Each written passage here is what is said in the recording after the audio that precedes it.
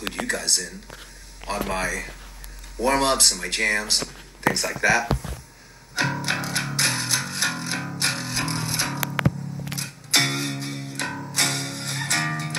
Love the sound of these Spectres. Great instruments.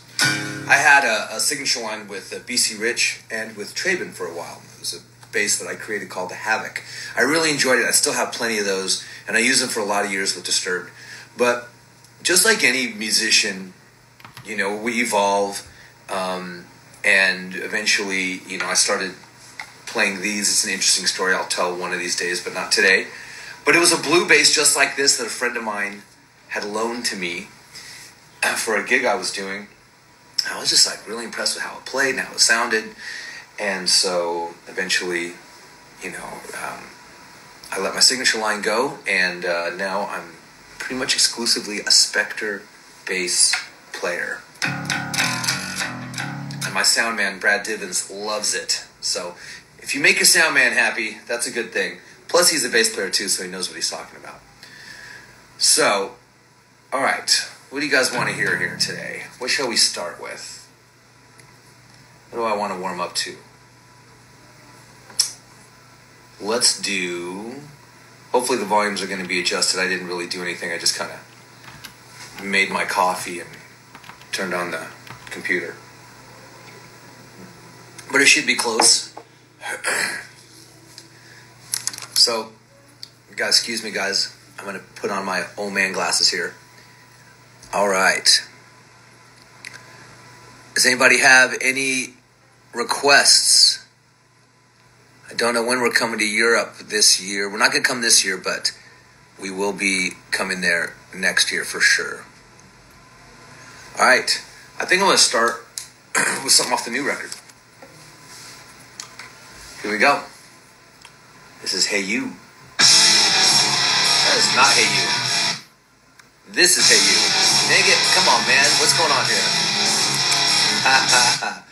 What is happening? Okay, hold on. Come on. That is so strange. Let me just... Can we go to Hey You? Can we play Hey You? Can we play... We're going to start with prayer.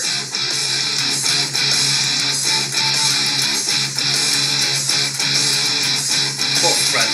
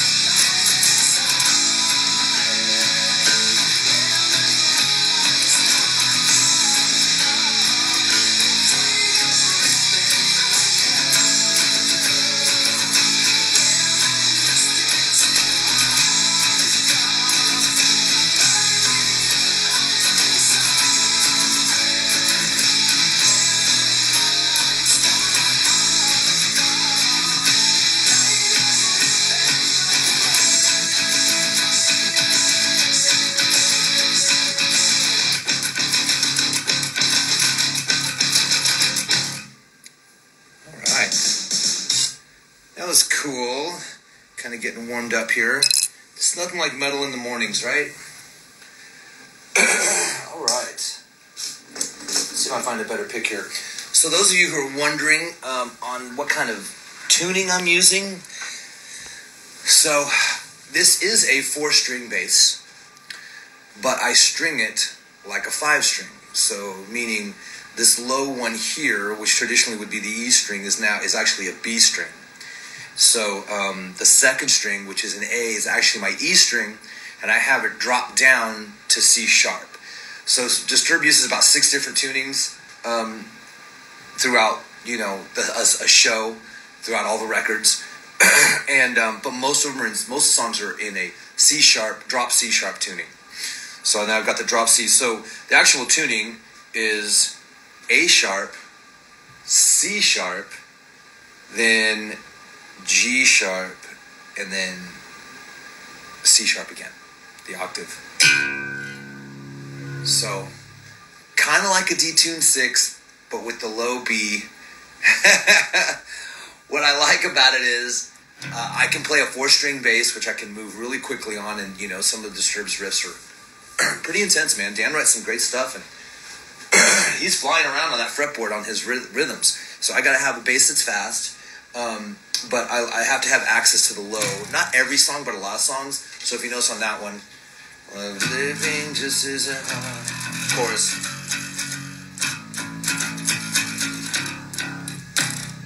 That's that low, playing like a low C right there. So there you go. In case you're wondering, going like, he's playing it wrong. He's on the wrong string. Well, it depends on how you tune it. All right. Let's see, we got any requests here from you guys? Let's take a look. Scrolling. Not Hey You? Yeah, let's try Hey You. At this point, just play Stupefy. I know. Stupefy just kept wanting to go. Okay, cool. Someone mentioned bass solo. I'm not going to do my bass solo, but I am going to show you kind of this bass solo thing I do that's a warm-up. I almost do it before every single show. I'll do that here in a minute. But right now, let's see if I can get Hey You to work. Oh, I see why it's not working. I don't like the way Apple Music, I love Apple Music in general, but I don't like the way I'll have songs on my computer or on my phone, and then it'll just decide to send it to the cloud. And unless I'm connected, so I turned off my Wi-Fi, so it wouldn't ding or interrupt us. I turned off my Wi-Fi, and then all of a sudden, Hey You wasn't available because it's in the cloud. So here's Hey You. What the heck? All right, here we go, guys.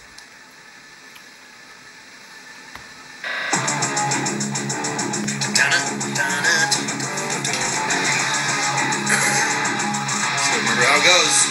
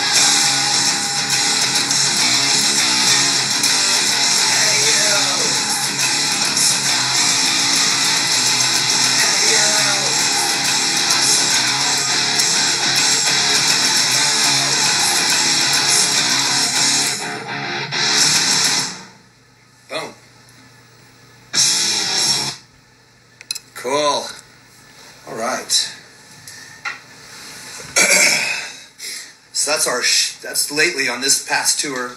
If you saw us this year, that was the opening song. If you saw one of our shows where we would have the, we call it a kabuki. It's the curtain that drops. So like we get on stage and you see our shadows, and it kind of starts that little beginning, of Hey You, and then, right on the downbeat, boom, they drop that curtain down to reveal the band. That's a great way to start the show. It's fun for us too because we can't see the audience either. We can kind of glimpse a little on the sides, but it's not until they drop that curtain that we really see everybody. So, for the fans, it's like, okay, what are they wearing? What do they look like? What does the stage look like? Same thing for us. What does the crowd look like? So that's a fun one. All right, let's see here. What can we do? Speaking of opening songs, this is one of my very favorite songs that we used to open with on the Evolution tour. I mean, it just works. When you hear these lyrics and you hear the chorus, it's just like, it's a very cool song to open a show with.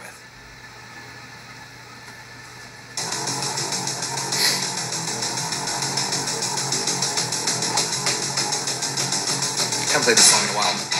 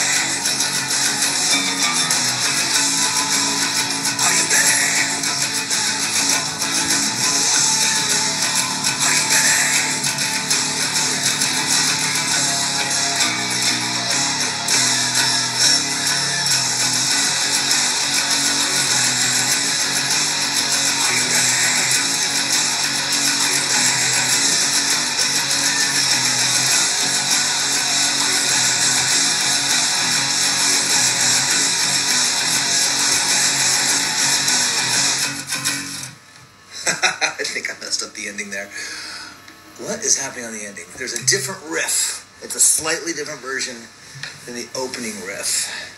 So it goes.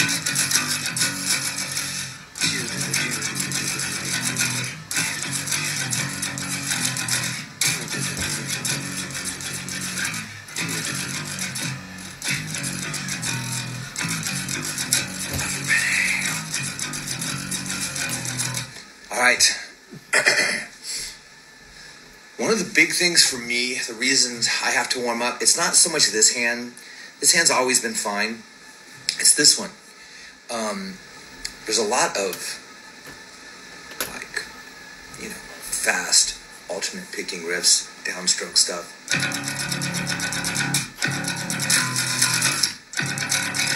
So, it's real even.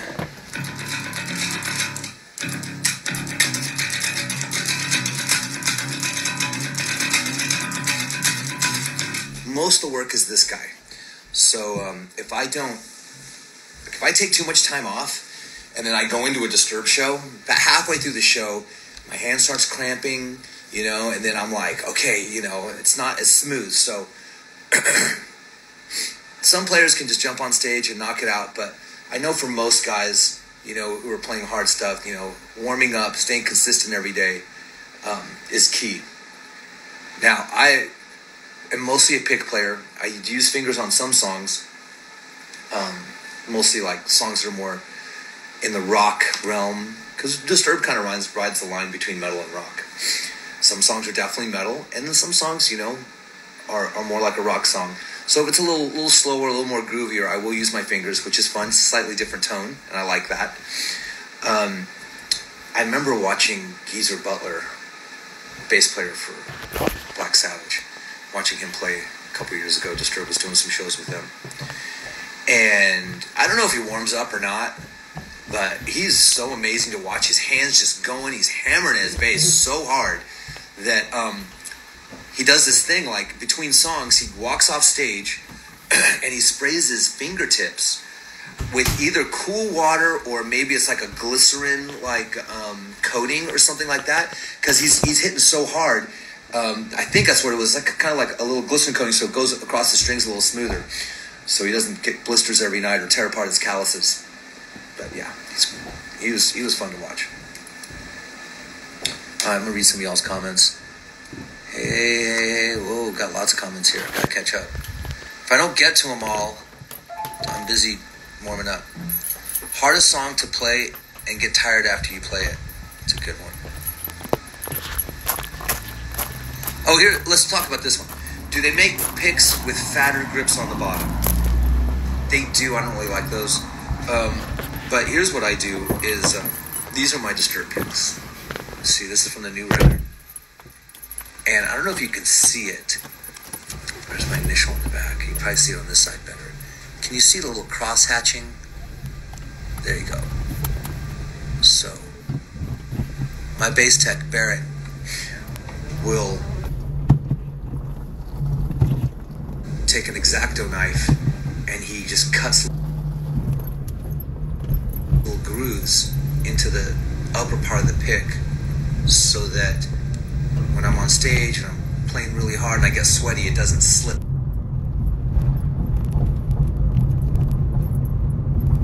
out. It just makes it a lot easier to grip. I don't have to squeeze it as hard, which also taxes this hand. So having a looser, relaxed grip and these little cross hatches, kind of a new thing I started doing this tour, really help. I think we have a song called Immortalized off the Immortalized record. No, I know what song's super hard. Asylum. The song Asylum. That's a tough song to play. It is fast, it is downstroke, and it's long. That's a tough one. By the time we finish that one, I'm like, okay, break time. So, are you ready? I was talking earlier about how, I have this strung like a 5-string. I didn't really use that low one at all. But this next song that I'm going to play for you, I do use the low in this low B a lot. And I know you've heard this one.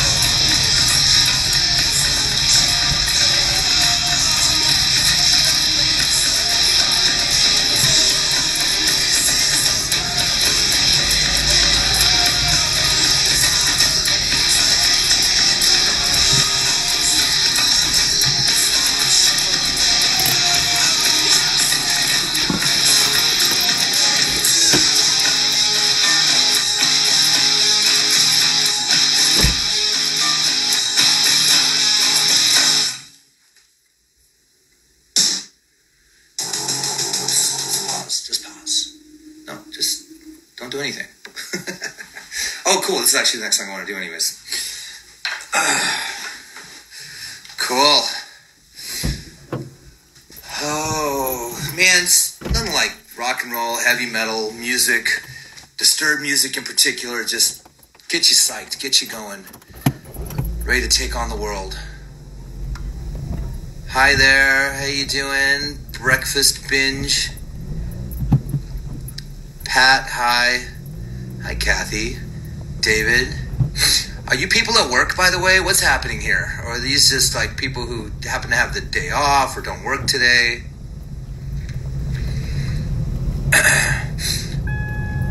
Oh, hello from Machu Picchu. What? That's awesome. What a world we live in. Right? Yeah, cool. One of my childhood. Oh. This thing's... We're getting lots of traffic on here. This is great. Driving to work. You're driving to work and hopefully you're listening to this, not watching it. Mr. Ace of Spades. Oh, well, you have a cool name, so never mind. You probably get away with anything. What string gauge are you using? Good question for all you bass nerds out there. Waking up after a night shift. Hello, good morning to you.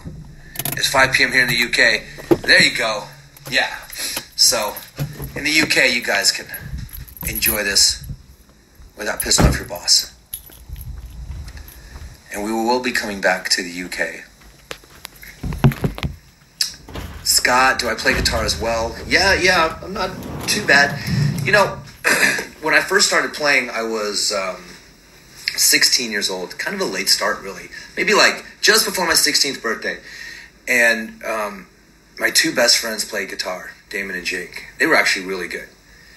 And I was always a performer, but I used to play in, I was in like the school plays and stuff like that. I always get the lead part. I could sing halfway decent, so. But, you know, I didn't really want to be an actor per se, but I did like performing. So the guys, you know, they're playing guitar, and I'm like, we should start a band. Like, yeah, we should. And I'm like, well, what do I do? I really knew nothing, you know.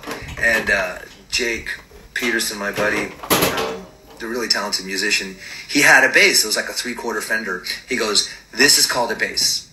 And he hands it to me. I'm like, okay, it's only got 4 strings and they're much bigger. He's like, yes. And here's how you play it.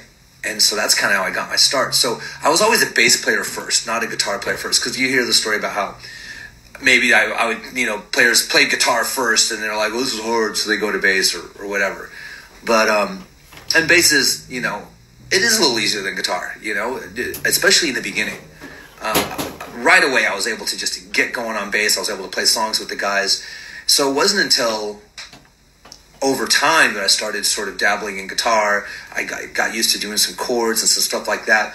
And I would say the last 10 years, I've definitely been playing a lot more guitar. I can play some pretty decent metal riffs. I can play Metallica and Megadeth and stuff like that. And on acoustic guitar, you know, I'll play Johnny Cash or Eagles or stuff like that. So, you know, I'm not a lead player per se, but I can hang. You know, if someone hired me to do a guitar gig, I think I could probably pull it off pretty good. But bass is still my true love, as they say. And it's still my favorite thing to do. But guitar is a lot of fun. Oh, what was this? Bass is hard when it comes to stretching and playing with your fingers. Yeah, for sure. Yeah. I was playing with a pick out of the gate. But, you know, playing with your fingers and playing metal, unless you're like a Cliff Burton, a lot of times it just sounds a little clunky to me. For the really fast stuff, the percussive stuff, you know, playing with a pick, it's just been my jam from the beginning. You know, it's interesting. I didn't really have any kind of like any teachers or anything like that. We didn't have the internet. Guitar Magazine was just coming out, so there wasn't a whole lot of information out there on how to properly play a bass guitar. So I started playing with a pick because my guitar player friends were playing with picks. And one of the records that we learned, one of the main records I learned from beginning to end, was Appetite for Destruction. And I had been playing Appetite for Destruction for years until I realized, or I found out, that Duff plays with a pick as well. And that was just a coincidence. So my favorite bass player on my favorite album of all time Yeah, and I had to learn all these songs from. I find out, years later that he plays with a pick also. It kind of validated me because sometimes people were kind of like look down at me because I was mostly a pick player. And, really, once again, the last 10 years I've been playing a lot more with my fingers. It's a lot of fun. Anytime I'm producing other bands or if I'm doing like bass stuff for other people, I'll play with my fingers. If I'm doing some demos or stuff like that, especially for like rock and stuff that's a little softer. And I love it. It's a different tone, and it's a great connection with the instrument. You feel really connected. But, for what I do in Disturbed, I got to have that pick. What do we got here? Who's your favorite bassist? I was saying Duff McKagan from Guns N' Roses. Duff, Geezer, Billy Gould from Faith No More. Those are some very early influences. Great players. Let's see. Hey there from Pennsylvania. What's going on, Teresa? There isn't really a right or wrong. I guess so. As long as you get the tone out. If you're playing with your teeth, who cares? Playing with your feet, right? Don't some people play with their feet?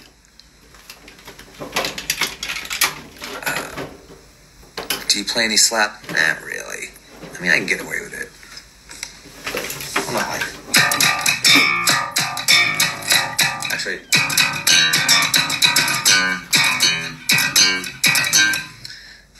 I got a couple little licks. Oh, I love Rob Trujillo. He's fantastic. Amazing player. I loved him in Infectious Grooves.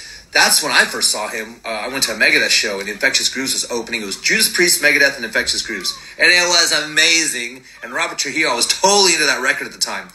And then I got into Suicidal Tendencies' Lights, Camera, Revolution. Robert Trujillo played on that record. His bass work on that album is fantastic.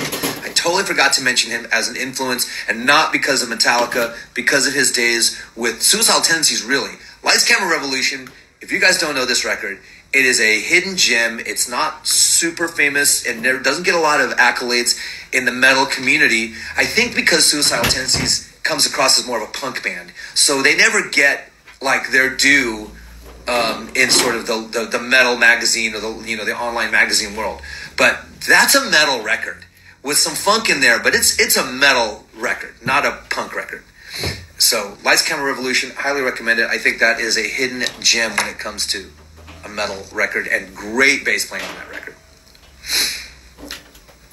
Oh yeah, tips for playing with small hands. I don't know. I mean, mine. I guess mine are kind of long. My son's hands are insane. Like he's not even 17 yet. He plays guitar, and his fingers are longer than mine. He does those crazy, guitar chords. It's like I can't do any of that stuff. If you have small hands, it's not that big a deal. Because you're not doing chords. Just move quickly. From section to section. Learn to use your pinky if you have small hands. I think that's a big one. I use my pinky all the time, and I have decent sized hands. I think that's super important. A lot of players, especially bass players, they tend to only use these 3 fingers when they're playing, especially in the beginning when they're learning how to play. But you gotta get that finger in there for those longer stretches. All right. Talking about funk, do I like Flea? Yeah, definitely like Flea. I like him. He's a great player. I love what he does as a player. I'll listen to a Chili Peppers record to just kind of get inspired of the type of playing that I normally wouldn't do, and there's inspiration that you can pull from that. Well, I'm not like a huge Chili Peppers fan. They got some great songs, and I respect the band tremendously. But it's never my go-to, I like heavier music, but I will listen to like Blood Sugar Sex Magic. Great record to listen to if you want to like get some inspiration. I think another great record to listen to for guitar is And Justice for All. That record's got tons of really cool guitar playing, guitar riffs, and metal guitar. And the timing of everything, that's a record you can listen to and like walk away from and then like come up with like your own ideas, and it can be very inspiring. What song shall I play next? Oh, I know which one I want to do next. I think I'm in the right tuning for this one. And this one's one of the ones that's like, it's, you know, one of the tougher ones. If it was 10,000 Fists, Are You Ready, Asylum, and Unstoppable. That's another one. And Stricken. If those songs were all in a row, that'd be a good test to see if I'm warmed up or not. All right, let's start with this one. 10,000 Fists.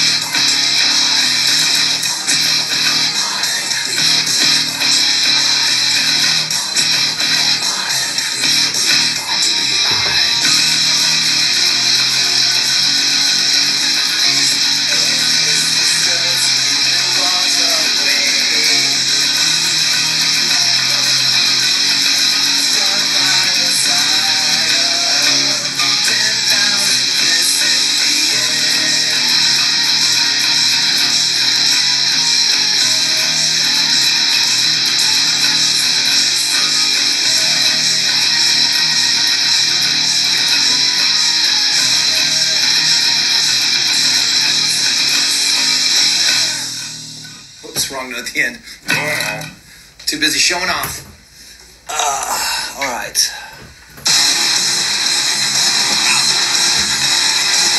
Why is this song so loud? 'Cause it's unstoppable. That's not loud.